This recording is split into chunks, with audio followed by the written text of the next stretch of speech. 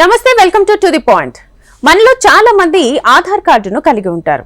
Aadhaar card వల్ల ప్రత్యక్షంగానో పరోక్షంగానో ఎన్నో benefits ని పొందే అవకాశం ఉంటుంది. ప్రస్తుతం ఏ స్కీమ్ కు సంబంధించి అర్హత పొందాలన్నా ఆధార్ కార్డును ఖచ్చితంగా కలిగి ఉండాలి. ప్రభుత్వ పథకాలు పొందడంతో పాటు ఎన్నో లావాదేవీలకు ఆధార్ కార్డు అవసరం అనే విషయం మనకు తెలిసిందే. ఆధార్ కార్డును ఎప్పటికప్పుడు అప్డేట్ చేసుకోవాలి. అప్డేట్ చేసుకుని ఆధార్ కార్డును కొన్నిసార్లు తిరస్కరించే అవకాశం ఉంటుంది. ఆధార్ కార్డు స్టేటస్ ను ఖచ్చితంగా తెలుసుకోవాలి.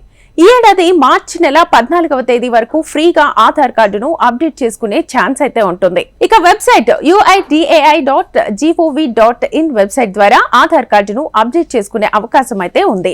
ఆ తర్వాత అప్డేట్ చేసుకోవాలంటే మాత్రం డబ్బులు చెల్లించాల్సి ఉంటుందని తెలుసుకోవాలి. ఆధార్ కార్డు అప్డేట్ ద్వారా ఫోటో, అడ్రస్ మార్చుకునే అవకాశం ఉంటుంది. ఆధార్ కార్డ్ వేలిముద్రలను కూడా సులువుగా అప్డేట్ చేసుకునే అవకాశం ఉంటుంది.